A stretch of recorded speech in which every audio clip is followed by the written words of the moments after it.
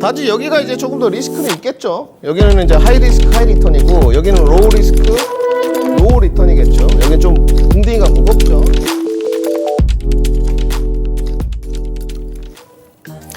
안녕하십니까. 토마토 투자클럽의 김민준입니다. 명예리 복귀 시간이 또 돌아왔습니다. 오늘 하루 또 체감지수가 어떠셨습니까? 증시는 늘 살아있는 생물 같습니다. 저는 뭐 늘 자주 드리는 말씀인데 주식시장에서 인생을 좀 배웠습니다. 왜 그러냐면 인내심도 좀 배웠고요. 기다릴 줄 아는 뭐 미덕 같은 거. 그리고 낚시를 하시는 분들 아실 겁니다. 늘 고기를 못 잡으면 자연은 이길 수는 없다. 주식 자체가 또 시장의 흐름에 묻어가는 이런 것도 좀 배운 것 같습니다. 결국 우리가 이제 시장에 잘 묻어가고 인내심을 가지려고 하면 복습만큼 중요한 게 있겠습니까? 복습을 하면서 또 준비 과정을 잘 해나가야지만 기대 수익률도 높일 수 있다. 명예리 복귀 시간은 저희 이토마토의 명예리 복귀 시간은 그러한 프로 같습니다. 화요일은 저 김민준이 담당하고 있고요. 코스피, 코스닥 그리고 미국 시장까지 한번 살펴보도록 하겠습니다. 먼저 미국 시장입니다. 우리 시청자 여러분들 미국 시장 요즘에 설왕설래가 굉장히 많습니다.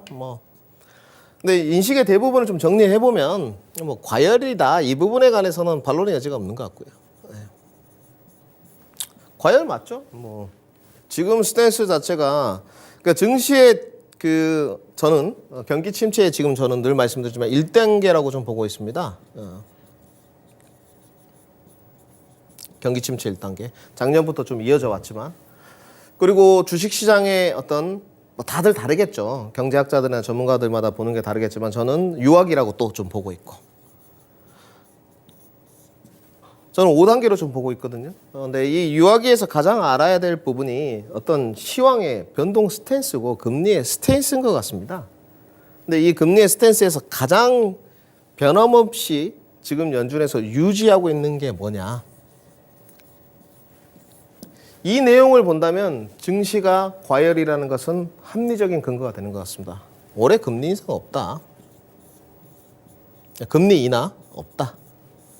인상은 2번 더 할 거야. 지금까지는 이런 내용입니다. 이렇게 말을 하고 있어요. 지금 유학이 1단계에.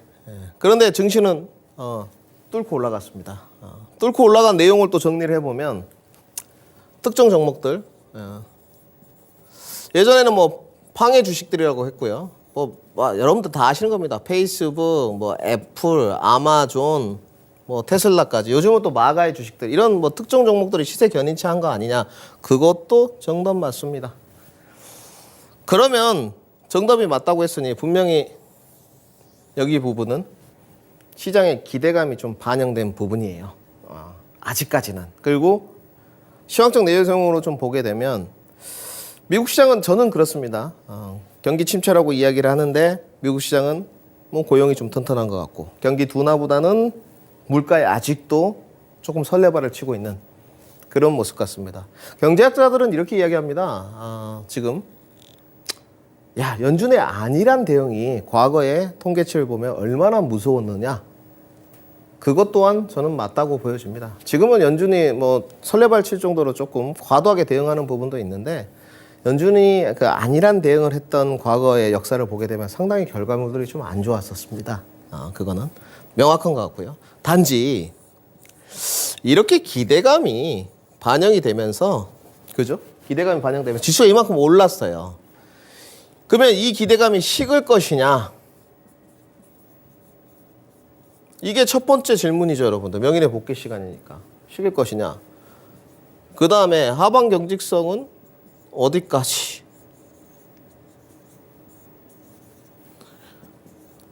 이건 것 같습니다. 올랐던 부분은 기대감이요. 여러 가지가 있을 수 있습니다. 테슬라에 대한 부분도 있을 수 있고 종목으로 보면 엔비디아도 있을 수 있고요. 이렇게 좀 양분되는 분위기죠. 지금. 근데 오늘 이거는 뒤에 좀 다루겠지만 문제가 좀 생겼어요. 골드만삭스에서 목표가를 좀 내리면서 매수 의견 자체를 바꾸면서 하향 조정했어요. 중립 의견으로. 그래서 오늘 2차전지 파트가 좀 안 좋았고. 그 다음에 이제 이 두 섹터 대표되는 반도체와 2차전지 부분이 기대감으로 여기까지 끌어올렸는데 이거 식을 거냐.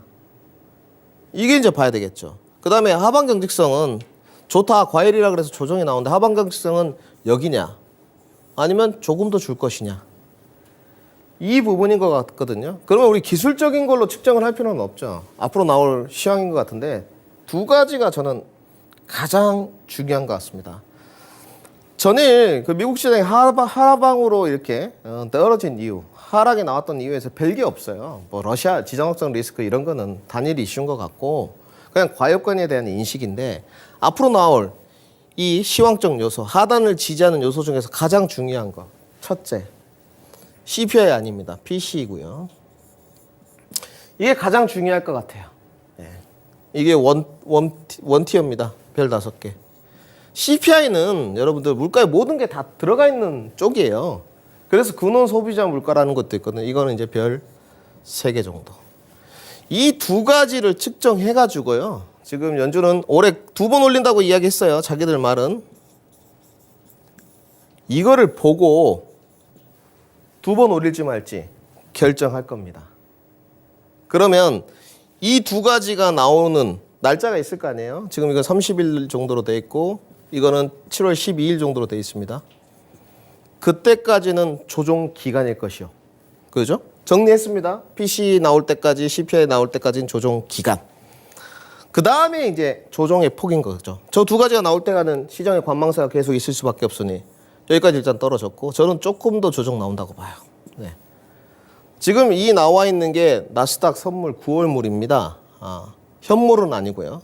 저는 선물 포인트로 14,000포인트까지 좀 열어놔야 된다고 보여져요. 이 정도까지입니다. 네. 자, 정리했고요. 그 PC와 CPI 발표 전에 그 어떤 연준의 강경 기조죠, 지금. 강한 시그널. 야, 우리 금리 인상 2번 더 한다. 이 시그널이 투심에 이제 악화를 주고 있습니다. 그런데 기간적으로는 7월 12일까지이고요. 두 가지 지표를 보게 되면 하방 경직성이 확보가 될 것 같은데, 그러니까 그럼 전문가님 PC가 잘 나오고 CPI가 떨어지고 이렇게 잘 나와도 연준이 우격 다짐으로 금리 인상을 2번 추진하지 않을까요? 그럴 수도 있습니다만은 저는 어렵다고 보여져요. 적어도 2번 할 거는 1번만 할 것 같고요. 1번 할 거는 아예 안 할 수도 있을 것 같습니다. 저는 이렇게 좀 판단이 들고 PC랑 CPI가 올라가 버리면 어떻습니까? 그러면 금리 인상으로 간다. 이렇게 보시면 될 것 같습니다. 아직도 연준은 경기 둔화보다는 왜? 물가에 대한 우려를 조금 더 높이 평가하고 있기 때문에. 물가가 무서운 거예요. 무서운 것부터 먼저 조치를 해야 되겠죠. 그렇게 보시면 될 것 같습니다. 그러면서 이제 국내 시장으로 넘어왔는데, 자, 어제 하락폭이 상당히 컸습니다, 여러분들. 금요일 날도 하락폭이 컸는데 어제 전일은 괜찮았고, 그죠? 전일 밤에 미국도 하락폭이 컸는데 오늘 국내 시장이 어떻냐? 요걸 이제 봐야 되겠죠. 지수부터 이렇게 연동 관계를 이어보는 겁니다. 자, 코스피부터 보시죠.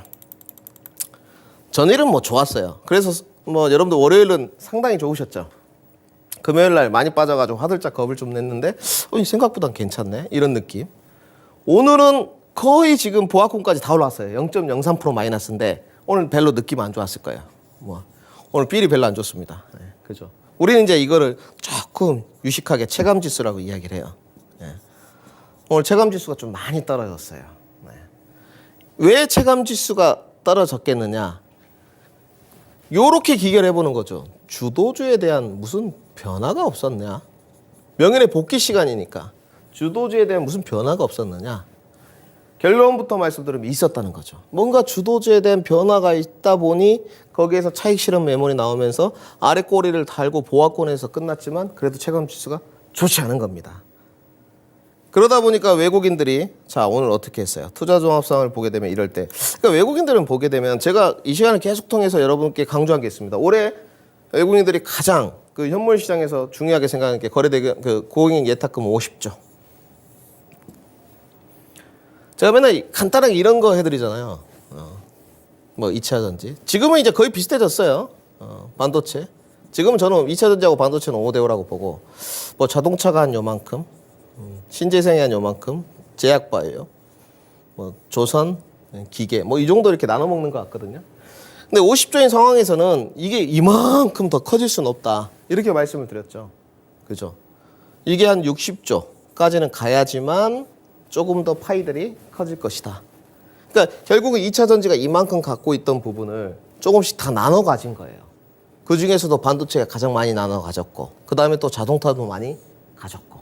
그래서 50조를 좀 기준치라고 보라고 말씀드렸는데 참 기가 막힙니다. 저는 아주 외국인들이 이거를 섬세하게 컨트롤하고 있다고 저는 보여져요. 네.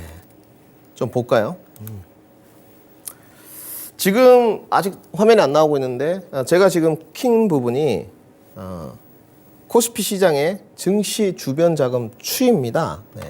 지금 조회가 조금 장이 끝나고 안 되고 있는데 기가 막히게 뭐 자료화가 안 나오더라도 저희는 다 할 수 있죠. 50조를 기준치로 왔다 갔다 하고 있어요. 조금 넘어가면 53조, 54조 이렇게 가고요. 조금 빠지면 49조 뭐 이렇게 갑니다. 다 기가 막히게 유지를 해주고 있어요. 이게 뭐냐? 여기는 뭐냐? 외국인들 종목들, 현물들 팔 생각 없다는 거예요.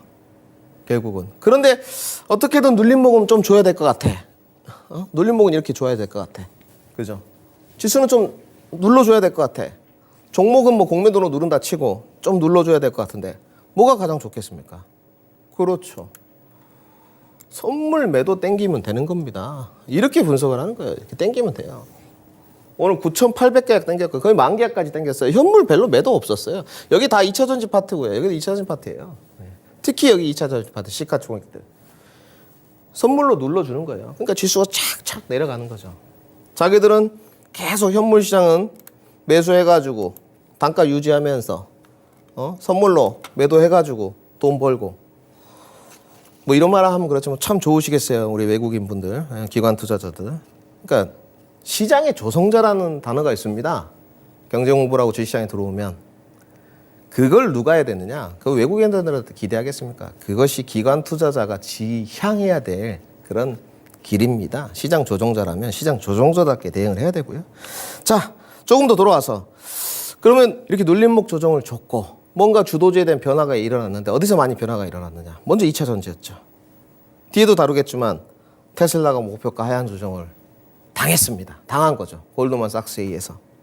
투자 의견이 하향 조정되다 보니까 어제 시장이 6%가 그냥 급락해 버렸습니다. 상당히 많이 빠졌죠. 테슬라 현물 차트 좀 볼까요? 네.